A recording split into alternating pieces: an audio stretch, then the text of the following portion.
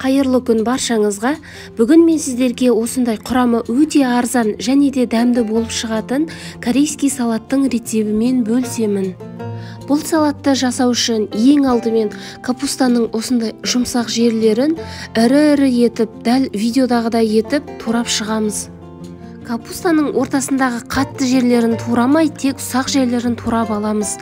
Осылай бір ыдысқа салып, жапырақтарын бір-бірінен ажыратып шығамыз. Достар, менің каналымда қарапайым заттармен жасалатын көптеген рецептер бар. Каналыма тіркеліп, қоңырауша белгісін басуды ұмытпаңыз. Келесі кезекте капустаны осылай етіп қолымызбен басып шығамыз. Яғни тұзы жақсы сіңуі үшін және де жегенге ыңғайлы болуы үшін. Дәл осы кезде капустаның суланып, яғни басылып қалғанын көреміз.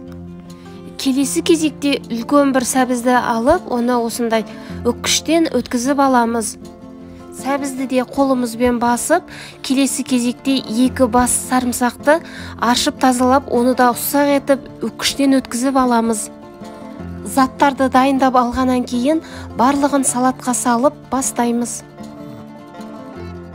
Жарты ас қасық тұз және 1 ас қасық қант салып шығамыз. Корей салатының нағыз дәмін келтіретін, яғни кориандрдан жарты ас қасық саламыз. Салаттың түсін келтіру үшін жарты шай қасық куркумадан қосамыз.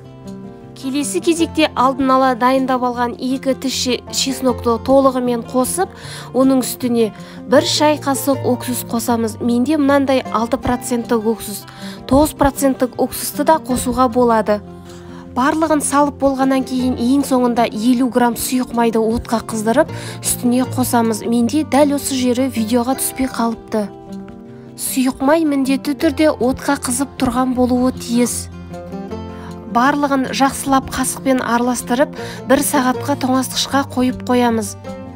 Салатымыз дайын, суы шығып, өте дәмді болып шығады. Міндетті түрде жасап көріңіз. Дүкендегі корей салатынан кем түспейтін өте дәмді болып шығады. Құрамы қолжетімді және де кез келген тамақпен өте жақсы үйлеседі.